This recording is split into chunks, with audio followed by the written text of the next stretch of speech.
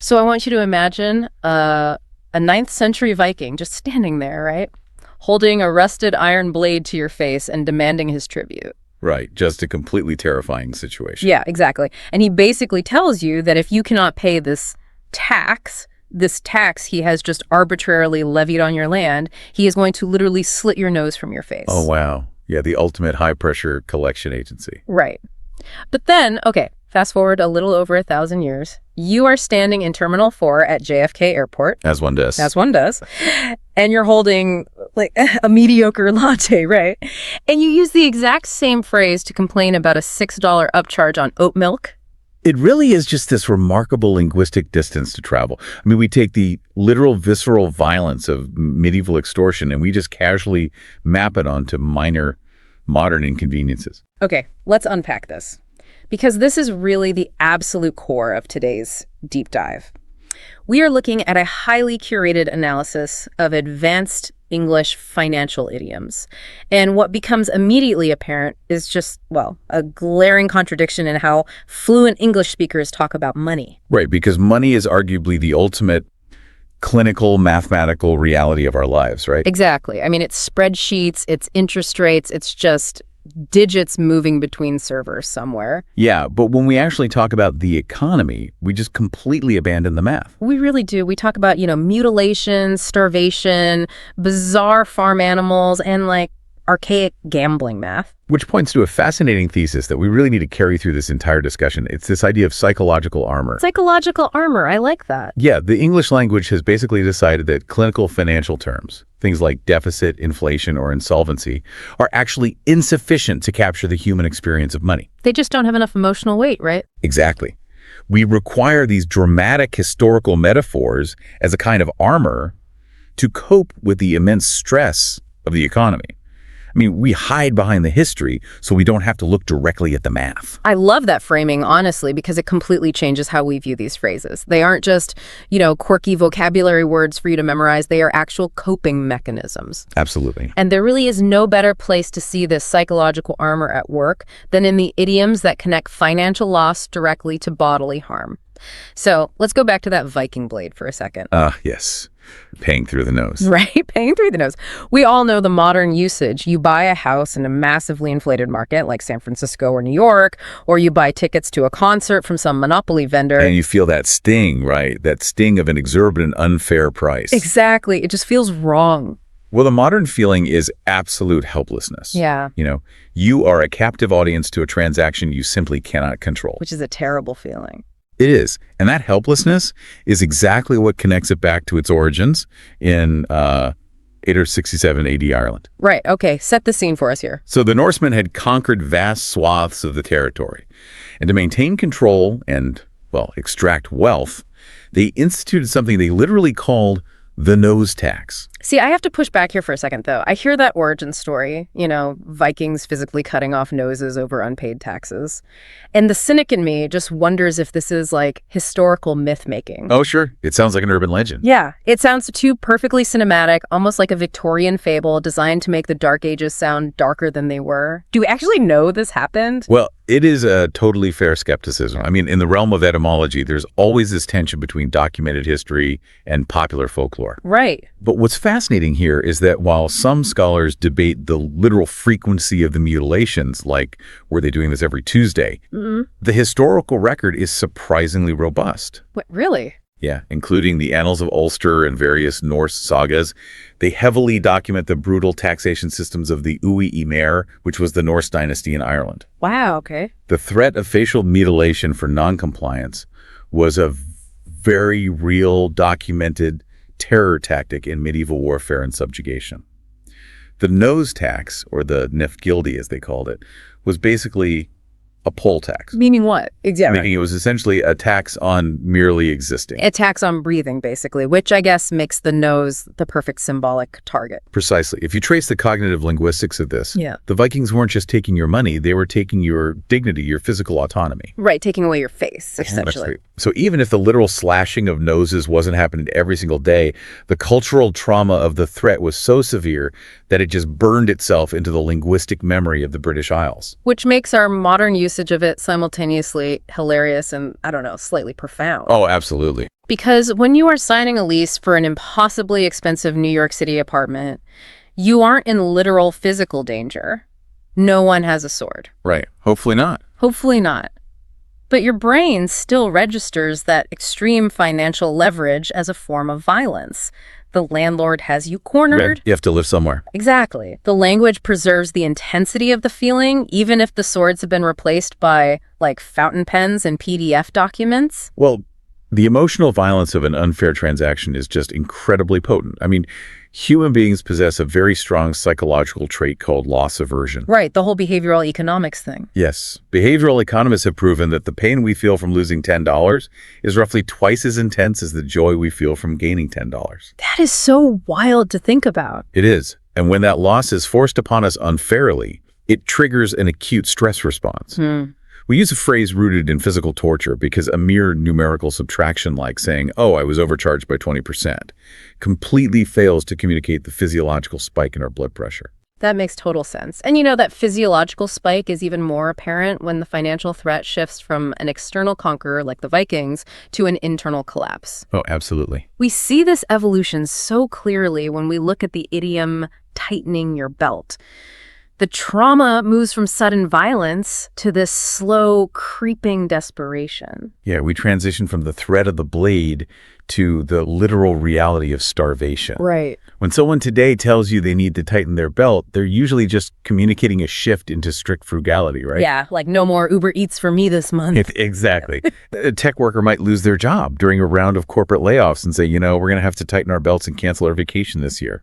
But the ancestral memory embedded in that phrase is just devastating. I mean, it thrusts us directly into the systemic collapse of the Great Depression in the 1930s. It really does. We aren't talking about skipping a few lattes to maximize a 401k contribution.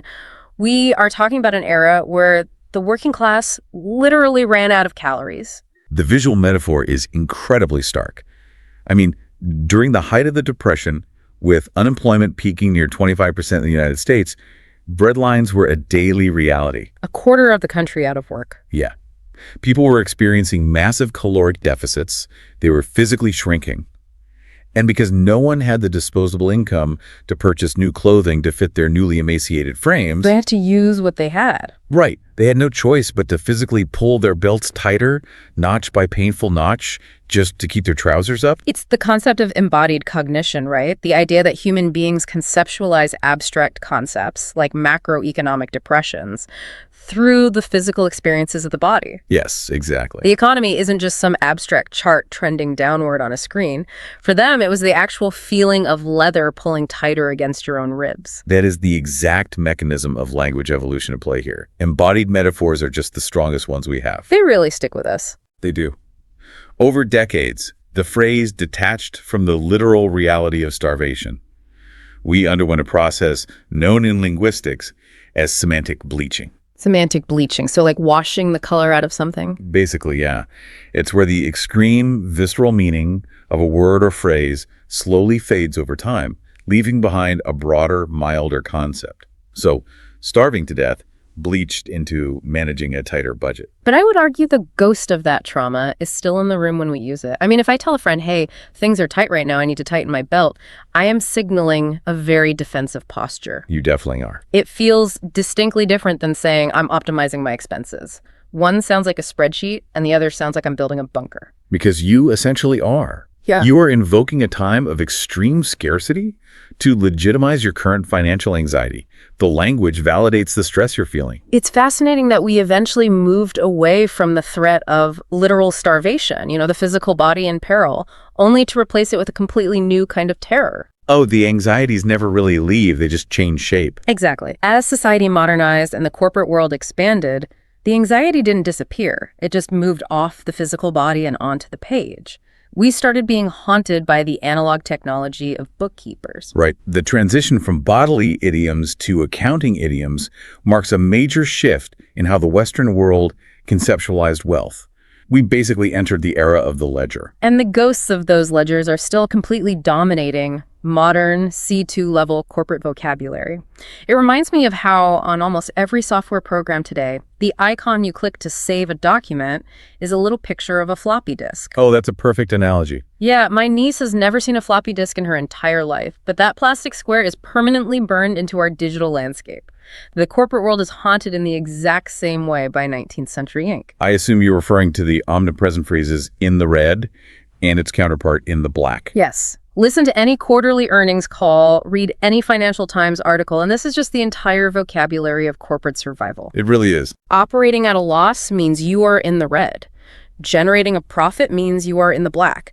It's so ubiquitous that we don't even question why colors are dictating fiscal health. Well, to understand the origin, we really have to look at the physical architecture of early modern business. Okay, take us back there. So, before digital spreadsheets automatically calculated profit margins in milliseconds, accounting was an intensely manual geographical task. Right, lots of paper. Massive amounts of paper. Bookkeepers used these large, heavy, leather-bound ledgers. When a company was profitable, the standard operating procedure was to record those profits in standard black ink. Here's where it gets really interesting, though. Because if the math went the other way, if a business was bleeding money and taking on debt, the bookkeeper wouldn't just write a minus sign in front of the number. No, a minus sign was not enough. A tiny horizontal line was deemed totally insufficient. They would literally switch their physical pen and write those negative numbers in bright, glaring red ink. And we have to consider the evolutionary psychology of color here. Why red, right? In human biology, red is the universal color of alarm. Blood, fire. Exactly. It is the color of blood, it is the color of fire, it is the color of poisonous berries. The human amygdala is fundamentally hardwired to process the color red as a threat. So the bookkeeper was essentially weaponizing biology against the business owner. They absolutely were. I mean, opening that physical ledger and seeing a page bleeding red ink wasn't just a data point. It was designed to induce an immediate physiological panic. It was a manufactured stress response. It was an alarm system built directly into the stationery. And what is truly remarkable is how that analog alarm system functions in a completely digital world today. Give us an example. Take the retail sector, for instance. A massive retail chain might operate at a strategic loss for the first 10 months of the year, just absorbing inventory costs and overhead. Right, they just bleed money all year. Exactly. They're staring at metaphorical red ink, feeling that baseline anxiety, all while desperately relying on the frenzy of holiday shoppers in November and December to suddenly surge their margins. They need to pull the company in the black before the fiscal year ends. Hence the term Black Friday. Precisely. That's Yeah. the exact day they hope to cross over from red ink to black ink. Or look at Silicon Valley, right?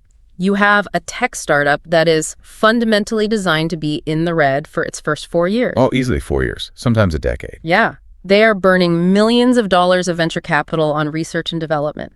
The founders are looking at sleek, minimalist dashboards on their very expensive laptops, not dusty paper ledgers. Right? Yet they still use the language of 19th century ink to describe their burn rate. It's as if we need the physical color to make the abstract, invisible concept of digital debt feel real. Well, that reliance on the physical space of the accounting book leads us directly into another major idiom that governs modern transactions, which is footing the bill. Yes, footing the bill. We use this when someone is taking full responsibility for a major cost, rather than splitting it. Exactly. Like a CEO takes their entire department out to a Michelin star restaurant and foots the bill. Or, a less fun example, a municipality makes a terrible zoning error, a bridge collapses, and the taxpayers are left footing the bill for the repairs. It implies a total absorption of a very heavy financial burden. Yeah. But if we connect this to the bigger picture, the architecture of the phrase is entirely literal. Literal how? Well, in those same historical ledgers we were just talking about, an accountant would list individual expenses in the long vertical column down the page. Right, just line after line of costs. Exactly. Yeah. And the final calculated total, the ultimate consequence of all those individual transactions was written at the very bottom. And in the terminology of bookkeepers, the bottom of the page was officially called the foot. Wow. The gravity of that is brilliant, honestly. It completely shifts the power dynamics of a transaction. Well, if I say, I will pay for dinner, that just describes an action. I am handing over a card. But if I say, I will foot the bill, I am taking on the entire cascading weight of everything that has tumbled down to the bottom of that cage. You're right. It anchors the financial responsibility to a physical location. The foot represents the foundation, the unavoidable reality of the math. The buck stops there. Exactly. When you foot the bill, you aren't just paying. You are placing yourself at the bottom of the column to physically catch the weight of the debt. It is a posture of immense financial endurance. So we've traced the anxiety from the trauma of the physical body to the heavy analog gravity of the corporate ledger.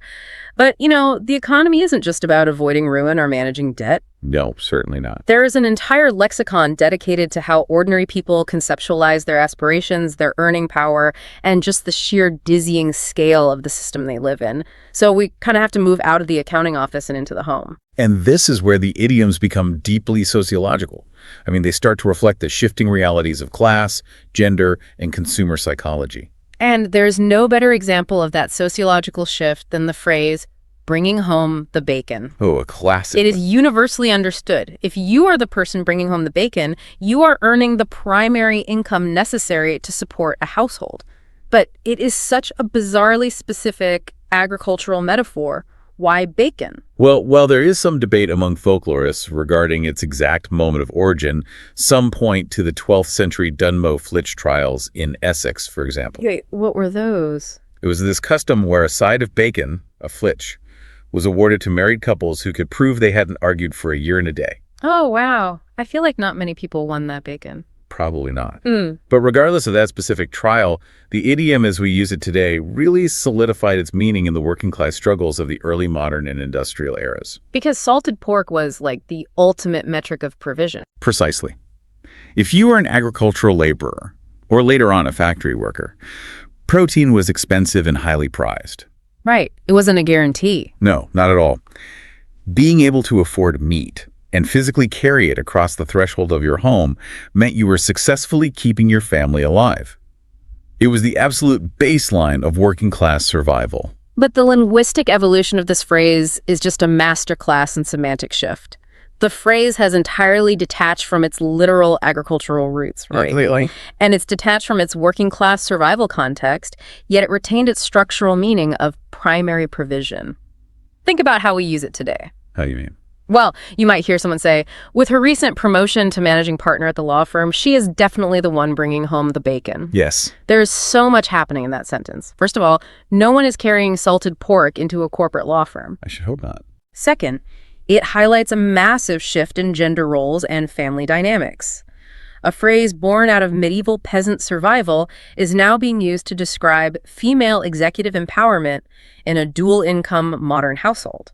This shows how language acts as a sturdy vessel. The contents inside the vessel, the societal norms, the nature of work, the gender of the breadwinner. Those contents completely transform over centuries. Right. But we keep pouring those new realities into the old vessel because the rhythm of the phrase is deeply embedded in our cultural hard drive. Which brings up a fascinating contrast with another aspirational idiom. If bringing home the bacon is the steady, responsible march of the working class, breaking the bank is the absolute opposite. Oh, yes. Night and day. It is the glamorous, reckless dream of escaping the system entirely. We shift from the muddy fields of agricultural provision to the velvet tables of high-stakes casino gambling. The origin of breaking the bank really is just pure cinematic joy. It comes from places like the Monte Carlo casinos in the late 19th century. Picture James Bond in a tuxedo. Exactly that vibe. Now, in casino terminology, the bank isn't a vault down in the basement. It's not. No. The bank is the specific, limited amount of capital that a casino assigns to a single gaming table on any given night. Ah, okay. And mathematically, as we know, the casino always has the edge. The system is designed to slowly extract wealth from the players over time. The house always wins. Usually, yes. But on incredibly rare, statistically anomalous occasions, a player goes on a winning streak so massive, so mathematically improbable that they literally win every single chip at that specific table. Oh, wow. So they just clean out the dealer? Yes. The dealer actually has to pause the game, throw a black cloth over the table, and wait for management to physically bring out reserve funds. The player has, in that moment, broken the bank. It is the ultimate aggressive fantasy. I mean, it's Charles Wells in 1891 walking into Monte Carlo and destroying the house. You aren't just participating in the economy at that point, you were defeating it. It's a great story.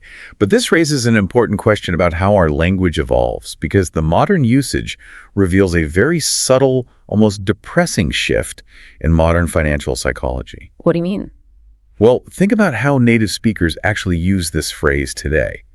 It is almost exclusively used in the negative. You know, that is so true. I don't think I've ever heard a friend sincerely say, I'm going to go break the bank today. We always use it defensively.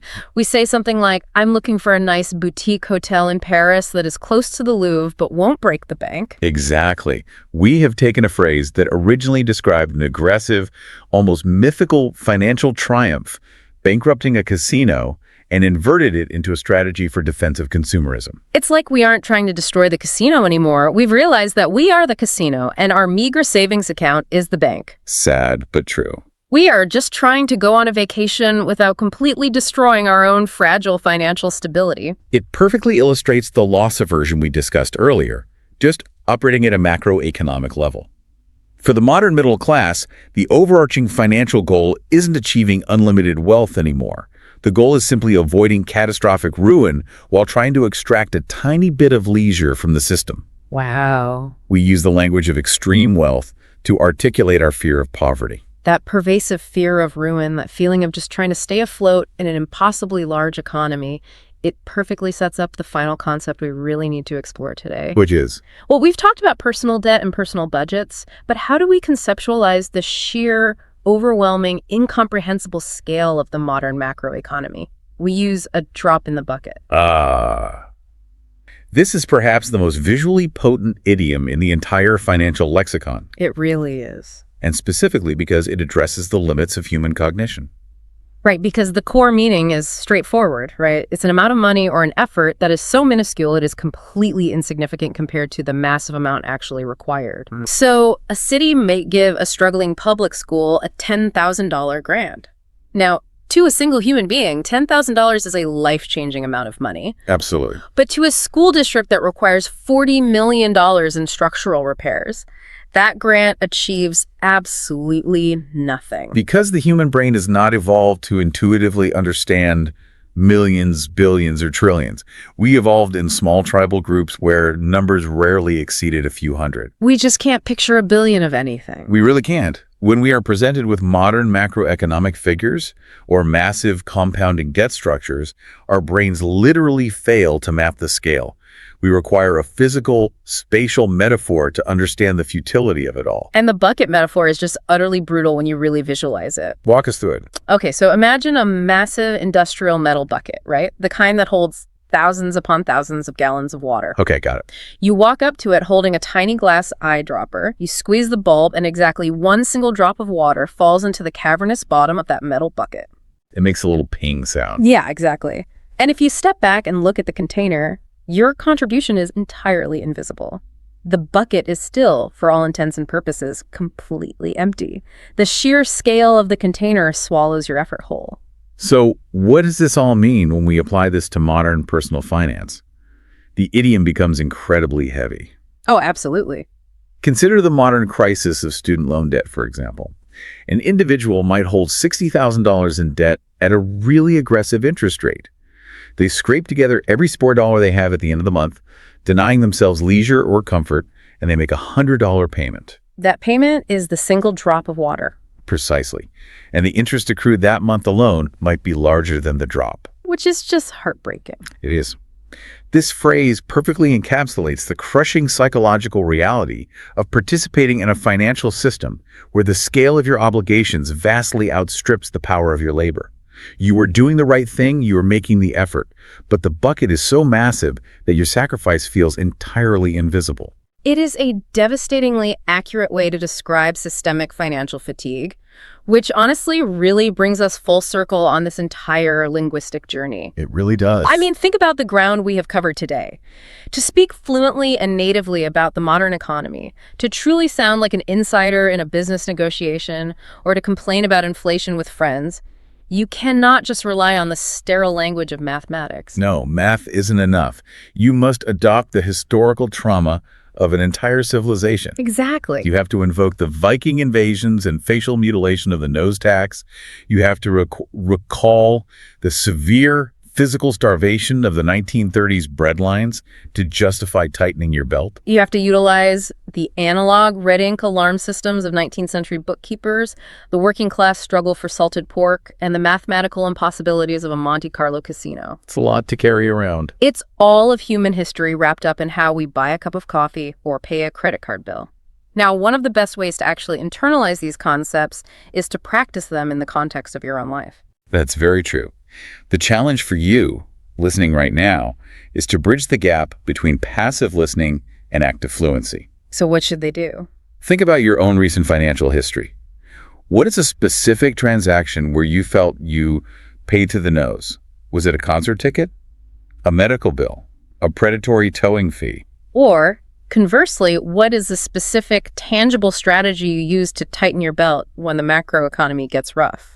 Do you cut your streaming subscriptions? Do you stop dining out? Right, because by attaching these historical metaphors to your actual modern life, you force your brain to map the ancient emotion onto the modern math. It is the absolute fastest way to commit the nuances of advanced vocabulary to memory. It really is. It makes it real for you. But before we wrap up this deep dive, I want to leave you with a final thought to mull over, something that builds on the thesis we introduced at the very beginning. The psychological armor. Exactly. If native speakers fundamentally rely on these intense, visceral metaphors instead of basic financial terms to navigate their daily lives, what does that actually reveal about our collective psychology? It suggests a profound discomfort with the reality of our economic system. Exactly. I mean, why do we require such dramatic physical and historical imagery just to talk about our daily spending? Are these idioms just fun, colorful vocabulary words to memorize, or are they actually a necessary psychological armor? That's the real question. Do we use the drama of Vikings, starving workers, and massive industrial buckets to cope with the immense low-grade everyday stress of money making the world go round? If we looked at the clinical math of our lives without the buffer of these metaphors, would it simply be too depressing to bear? It's entirely possible. Think about that the next time you look at a receipt and realize you just paid through the nose.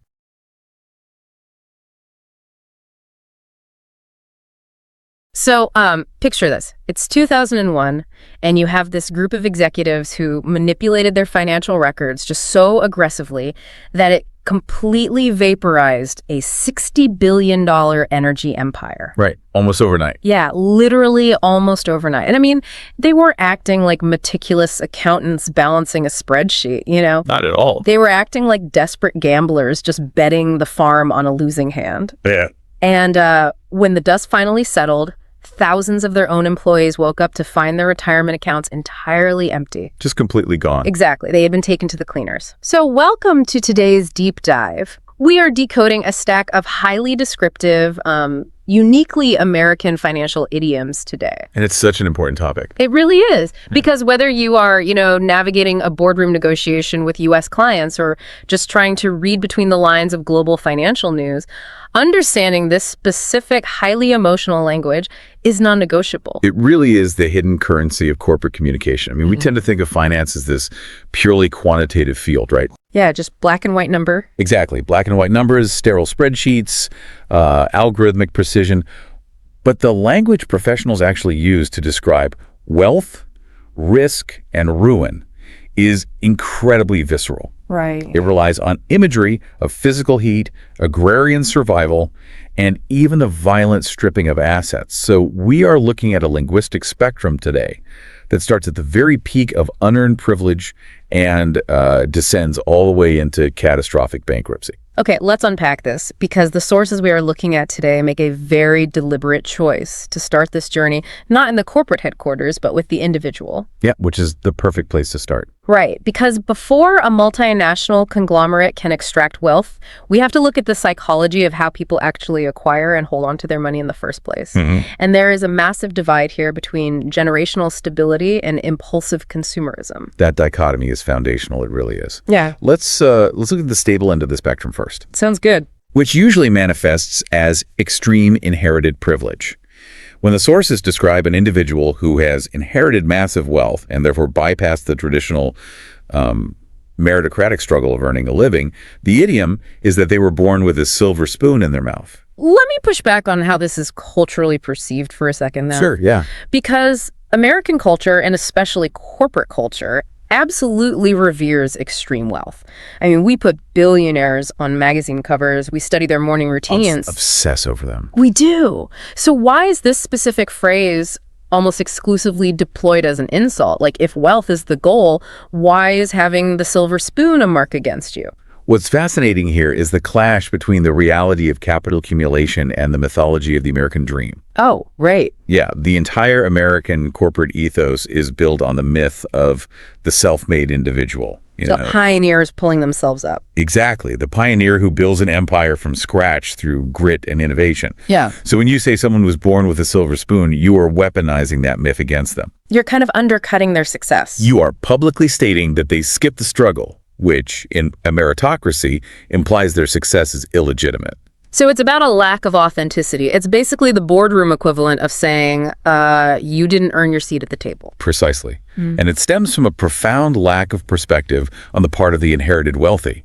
I mean, the historical context in our sources is crucial here. Yeah, tell us about the actual spoons. Well, centuries ago, before mass production, silver wasn't just a decorative metal.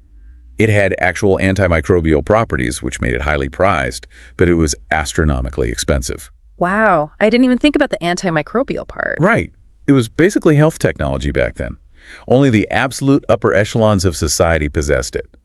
Wealthy godparents would present a literal, custom-crafted silver spoon to a newborn at a christening. Just handing a baby silver? Yeah, before the child could even speak, they were handed a tangible asset that the working class couldn't acquire in a lifetime of labor. Which translates today into a profound psychological disconnect. I mean, the sources bring up this archetype of the executive who walks around projecting this fierce, pull yourself up by your bootstraps persona. Oh yeah, we all know the type. Right. When in reality, the seed money for their startup was a $10 million loan from their father's trust fund. The resentment doesn't necessarily come from the money itself, I don't think. No, it doesn't. It comes from the executive's inability to comprehend everyday financial friction. That is the core of the resentment.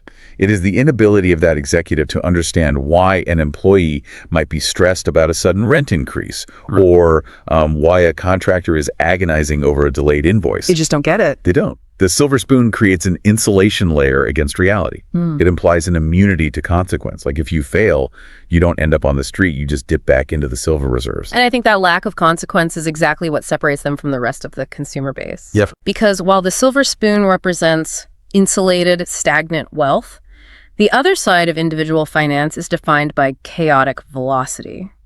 The sources contrast the trust fund heir with the everyday consumer who operates under a completely different psychological burden. A much heavier burden. Yeah, and the idiom here is that the money is burning a hole in their pocket. The linguistic shift here from the cold, solid silver spoon to something incredibly hot and destructive is brilliant. It's so vivid. It is.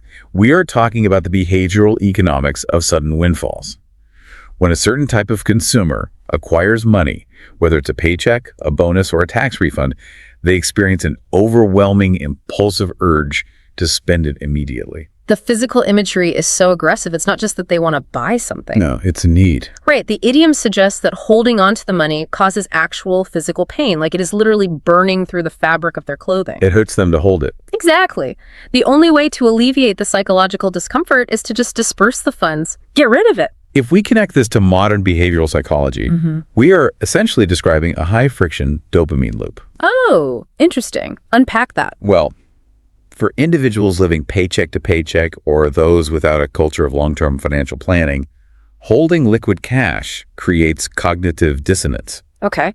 Money, in their environment, is meant to be exchanged for immediate utility or pleasure. Storing it feels unnatural, almost risky. Risky to save money. Yeah, because in volatile economic environments, stored cash can be eaten by inflation, unexpected medical bills, or predatory debt collectors. Oh, I see. So the safest thing to do, paradoxically, is to spend it on a tangible asset before it just vanishes. Exactly. The source provides the classic example of an employee receiving a holiday bonus and purchasing a massive television that exact same afternoon. Right, the new big screen TV. Yeah, from a purely rational economic standpoint, that money should be invested or saved for an emergency. But from a psychological standpoint, the cash is radiating heat. It's burning a hole in their pocket. Right. And the television represents a permanent, tangible reward that can't be clawed back by a sudden utility bill. But doesn't this idiom feel a bit antiquated in the era of digital banking? I mean, think about it for a second. Nobody actually has glowing hot coins in their pocket anymore. No, that's true. We just have numbers on a screen, you know. That's a vital distinction. Right. But the digitalization of money has actually poured gasoline on the fire. Really? How so? When money was physical, there was natural friction. You had to physically walk to a store, hand over cash, and feel the loss of those paper bills. You saw your wallet getting thinner. Exactly. Today, with Apple Pay, saved credit cards, and one-click purchasing, the friction is just gone. It's too easy. Way too easy. The money burns a hole in the digital wallet, and the relief of spending it is instantaneous. Which creates an absolute feeding frenzy for corporations. I mean, if you have an entire population of consumers experiencing this visceral burning need to offload their cash, the corporate infrastructure is going to evolve specifically to catch that money as it falls out of their pockets. They'd be foolish not to. Right, and this brings us to the two wildly divergent strategies companies use to capture that capital. Yes, the evolution from individual psychology to corporate strategy. Companies basically have two choices. They can either extract the money slowly and painfully, or they can build a system that generates wealth effortlessly. Here's where it gets really interesting, because the first strategy is arguably the most universally despised business model in modern capitalism. Absolutely. Everyone hates it. It relies on an idiom deeply embedded in American currency to nickel and dime someone. It is the business model of weaponized annoyance. Mm-hmm. In the U.S. currency system, you have the nickel representing 5 cents and the dime representing 10 cents. Just tiny amounts. Right. These are denominations so small they are practically irrelevant in modern purchasing power. I mean, you literally cannot buy a single piece of candy for a dime anymore. You can't. So metaphorically, to nickel and dime a customer means a corporation is slowly draining their wallet through an endless series of trivial, unexpected, or hidden microtransactions. Just bleeding them dry. Yeah. Rather than presenting a high, transparent, upfront cost, the company lures the consumer in with an artificially low base price and then relentlessly monetizes every single peripheral aspect of the product or service. Let's talk about the specific mechanics of this, because the airline industry is the absolute poster child for this tactic. Oh, the budget airlines are infamous for it. Right. You go online and you see a flight for $49, but the moment you click buy, the psychological warfare begins. It's an obstacle course. It really is. They charge you a fee to bring a carry-on bag. They charge you a fee to select a seat so you aren't separated from your family. They charge for a bottle of water on the flight. They are unbundling the service. Historically, a plane ticket included the seat, the bag, and the meal. It was an all-inclusive thing. Right. The nickel and dime strategy strips the service down to its barest atomic level, just the right to board the aircraft, and forces the consumer to rebuild the original service through microtransactions. I understand why consumers hate it. It feels so adversarial, but let me play devil's advocate here for a second. Go for it. Don't we, as consumers, actively encourage this behavior? Like, if a legacy airline offers a fully bundled ticket for $200 and a budget airline offers the stripped-down nickel and dime ticket for $49, the consumer almost always clicks on the cheaper option. That's true. We just sort by lowest price. Aren't companies just adapting to our own psychological blind spots? You are touching on a concept in behavioral economics known as the anchoring effect. The anchoring effect. Yeah. Consumers rely heavily on the very first piece of information they receive, the anchor. When they see that $49 fare, their brain locks onto it. So they think the flight only costs $50. Right. By the time they have navigated the labyrinth of add-on fees for bags and seats, and the final price hits $180, they are already psychologically committed to the purchase. Wow. The friction of starting the search over is higher than the annoyance of just paying the fees. So the company is basically weaponizing our own sunk cost fallacy against us. Precisely. Yeah. And it has infected far more than just budget travel. We see this in the automotive industry now. Oh, the car subscriptions. Yes. You purchase a luxury vehicle, but the manufacturer has installed a software lock on the heated seats. You have to pay a monthly subscription fee to activate the hardware already physically installed in your car.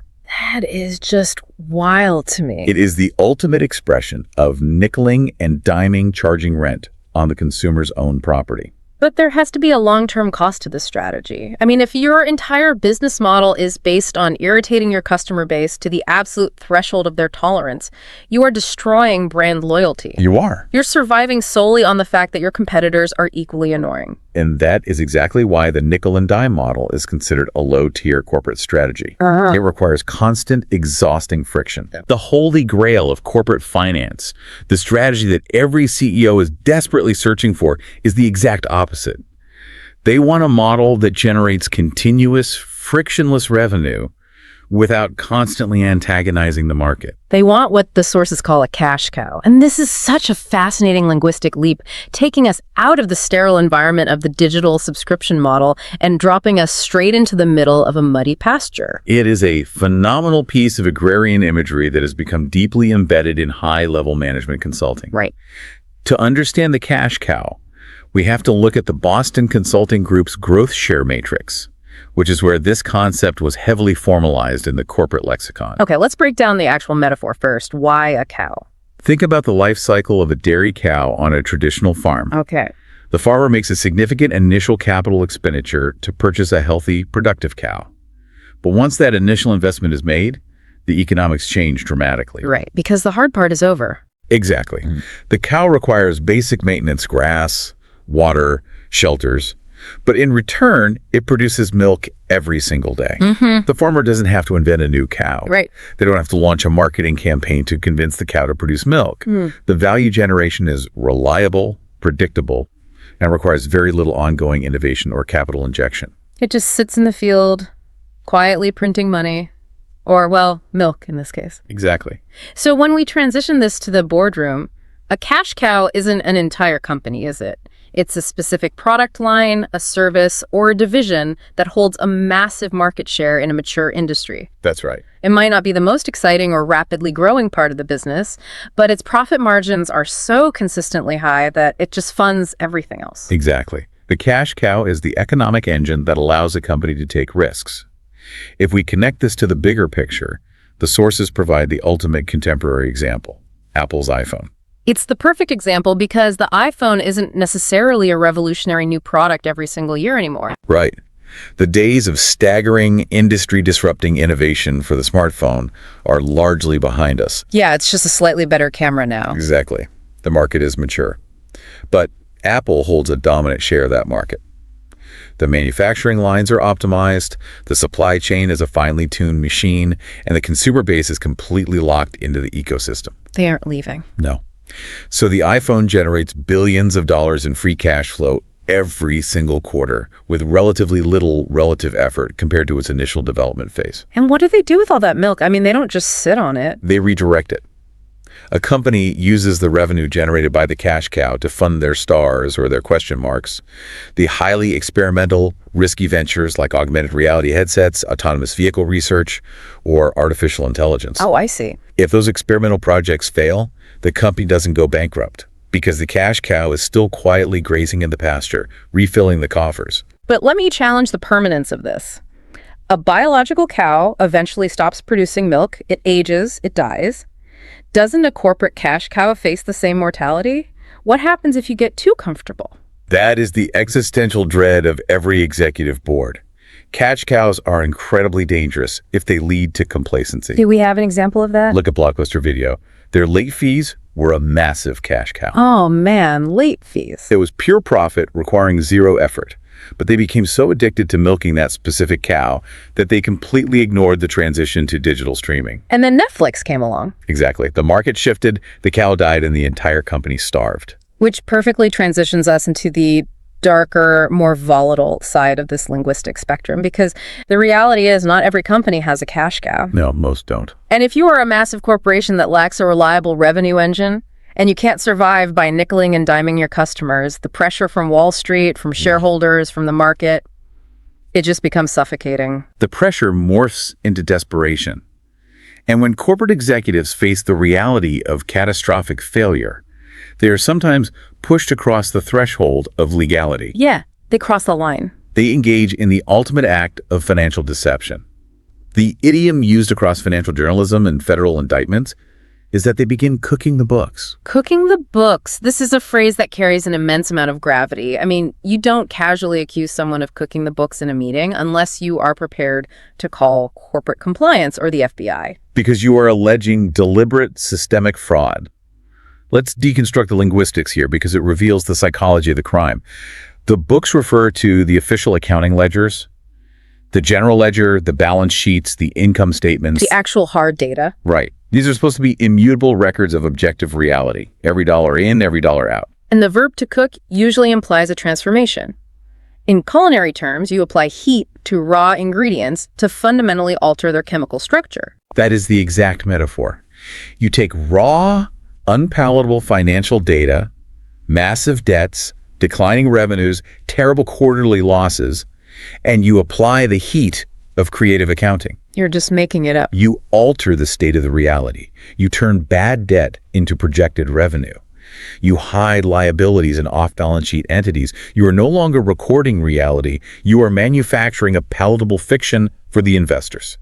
The sources make it very clear that this is not a subtle rounding error. This isn't someone accidentally putting a decimal in the wrong place. This is highly orchestrated alchemy. Absolute. Let's talk about the specific mechanics of how this happens, because the Enron scandal we mentioned earlier is the absolute gold standard for cooking the books. Enron utilized a tactic known as mark-to-market accounting. Which is what, exactly? Well, in a normal business, you record revenue when you actually deliver a product or service and receive the cash. Right. Common sense.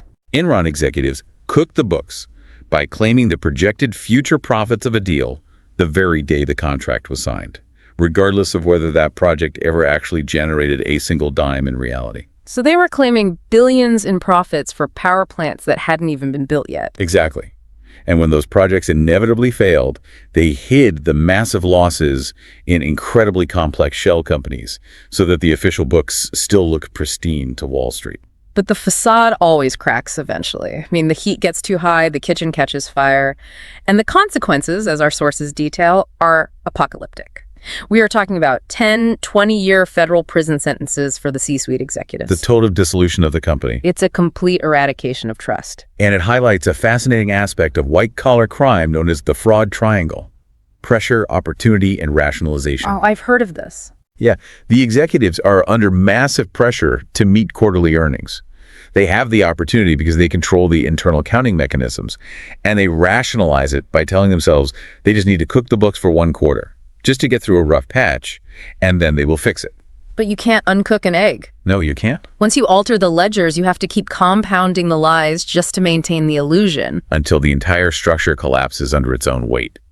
So what does this all mean for the entrepreneur who is facing that exact same immense pressure, but who refuses to cross into illegality? I mean, they won't commit fraud, they won't cook the books, but they still have to make a drastic move to save their company or launch their vision. That brings us to a phrase that defines the highest threshold of legal strategic risk in American business.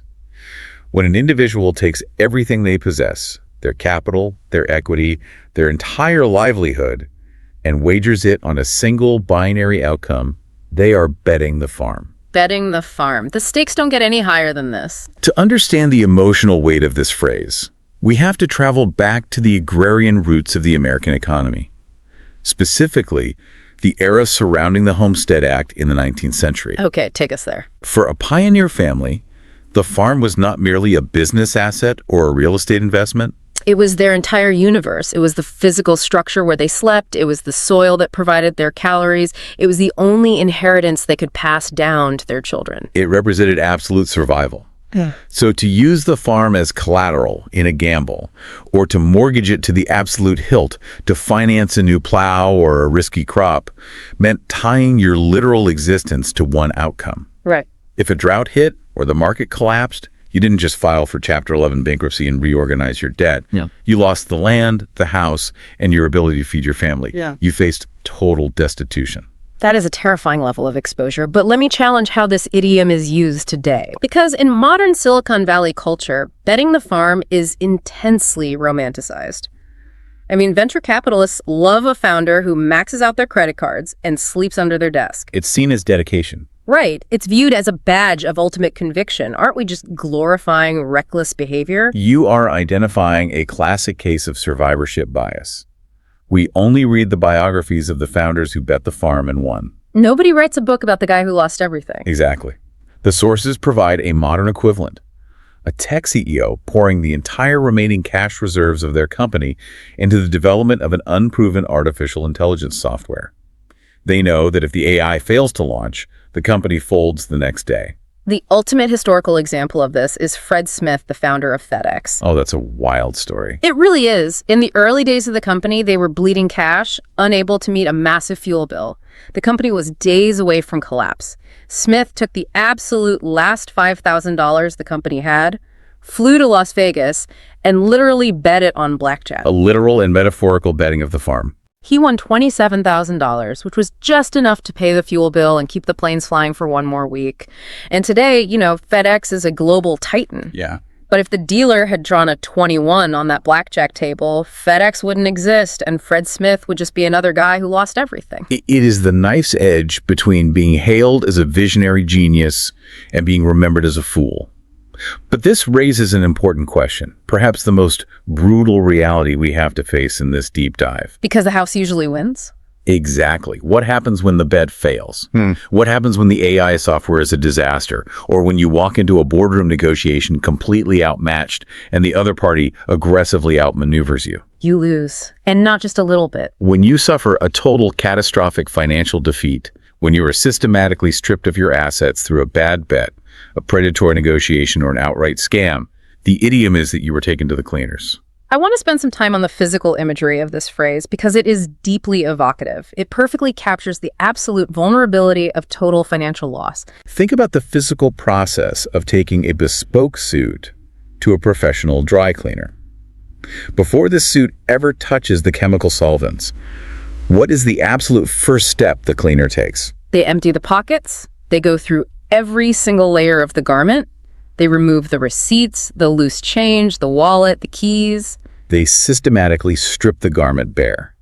They extract every single item of value until there is nothing left but the empty shell of the fabric. Wow. Metaphorically, when you are taken to the cleaners in a financial sense, you are the suit. The opposing party has emptied your pockets entirely. It implies a severe asymmetry of power or information. Like you didn't just make a bad investment, someone actively facilitated your ruin. They knew what they were doing. Exactly. The sources give some visceral examples of this. Imagine an overly confident investor deciding to bypass legal counsel during a massive real estate acquisition. They think they're getting a phenomenal deal on a commercial property.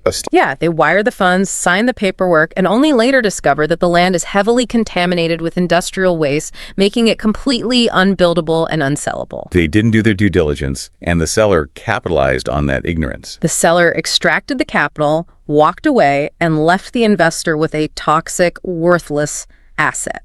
They were stripped bare. They were taken to the cleaners. It happens in corporate mergers and acquisitions constantly. A larger conglomerate will acquire a smaller startup, seemingly offering a massive payout to the founders. Right. But buried in the fine print of the contract are earn-out clauses and equity vesting schedules that are mathematically impossible to achieve. So they never actually get paid. Right. The founders sign away control of their life's work, only to realize years later that they will never see a dime of the promised payout. The corporate lawyers took them to the cleaners. It is the ultimate expression of financial defeat. There is no bounce back from being taken to the cleaners. It is ground zero. Which brings us to the end of our financial life cycle. It is remarkable to step back and look at the sheer breadth of human experience captured in these specific phrases. It truly is. We've traced the entire trajectory of capital. I mean, we started at the absolute zenith of unearned privilege, analyzing the psychological insulation of being born with a silver spoon in your mouth. Then we explored the volatile, dopamine-driven behavioral economics of money burning a hole in a consumer's pocket. We then pivoted to how corporations build strategies around those psychologies. The attritional warfare of nickeling and diming the customer through microtransactions contrasted against the relentless frictionless efficiency of the corporate cash cow. And finally, we descended into the absolute abyss of risk and ruin. We looked at the desperation that drives executives to commit federal fraud by cooking the books. The romanticized terror of betting the farm. And the ultimate vulnerability of being completely stripped of your assets and taken to the cleaners. It is a profound realization that to master American business English is not merely to memorize vocabulary, it is to understand the cultural and psychological weight these phrases carry into a negotiation. Because if you sit in a boardroom in New York or San Francisco and you tell an executive that their new product line is a potential cash cow, Yeah. you aren't just complimenting their margin. Oh, no, you're doing much more than that. You are signaling that you deeply understand the mechanics of their industry. You are demonstrating absolute cultural fluency. I think that is the most vital takeaway. The language of finance is the language of power. And as we conclude today's deep dive, I want to leave you with a final thought to consider, something that expands on this linguistic journey we've just taken. I'm ready. Well, actually, you know, I think you had a point you wanted to bring up about the future of this language. Yeah, I did. Yeah. Because we have spent the last hour dissecting the language of the most advanced, hyper-financialized economy in the history of the world, right? Right. We are talking about trillion-dollar tech conglomerates, algorithmic high-frequency trading, and massive international mergers. Yet the language we use to describe these incredibly abstract digital concepts is entirely rooted in dirt, sweat, and physical labor. That's entirely true. We are talking about AI and cloud computing using the vocabulary of dairy cows, hot coins, agricultural farms, and kitchen stoves. Exactly. Our linguistic framework for wealth is anchored in the physical world of the 19th and 20th centuries. So my question is this. We are currently hurtling into an era of decentralized finance, blockchain protocols, artificial intelligence, and entirely digital assets. Right, a whole new world. We are entering an economy where value is entirely abstract. Right? The money isn't even paper anymore. It's just code. So what will the next generation of financial idioms look like? That's a great question. 50 years from now, when the agrarian society is even further in the rearview mirror, will executives still warn each other about betting the farm? Or will we develop an entirely new, deeply psychological language based on bandwidth, algorithms, and data streams to describe our inevitable cycles of wealth and ruin? Will the vocabulary of the server farm finally replace the vocabulary of the dairy farm? That is a brilliant and slightly unsettling thought to leave on. The next time you are analyzing a corporate strategy or reading the financial news, look past the pristine numbers on the spreadsheet. Look for the desperation, the risk, and the historical weight hiding in the language itself. Keep questioning the narrative, keep analyzing the subtext, and we will catch you on the next deep dive.